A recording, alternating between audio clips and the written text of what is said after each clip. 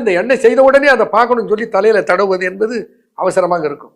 ஆனா அகத்தியர் என்ன சொல்றார், இந்த தைலத்தை காய்ச்சிய பின்னால் தானிய புடமாக ஒரு மண்டலம் வைத்திருந்து பிறகு பயன்படுத்தவும்னு சொல்றார்.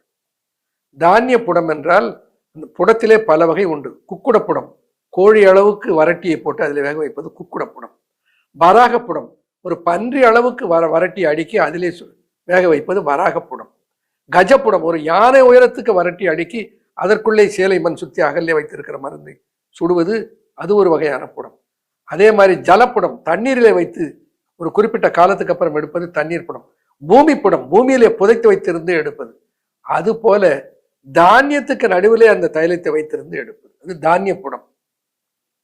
அப்பெல்லாம் பெரிய பெரிய பானையில தானியங்களை வைத்திருப்பாங்க. கம்பு, கேழ்வரகு, நெல் இப்படி சேமித்து வைத்திருப்பார்கள். அந்த தானியத்துக்குள்ள இதை மூடி வைத்து விட்டால் அந்த வெதுவெதுப்பு, தானியத்தினுடைய வெதுவெதுப்பு அந்த அந்த எண்ணெய்க்குள்ளே அப்படியே நிரந்தரமாக ஒரே டெம்பரேச்சர்ல மெயின்டைன் பண்ணும்.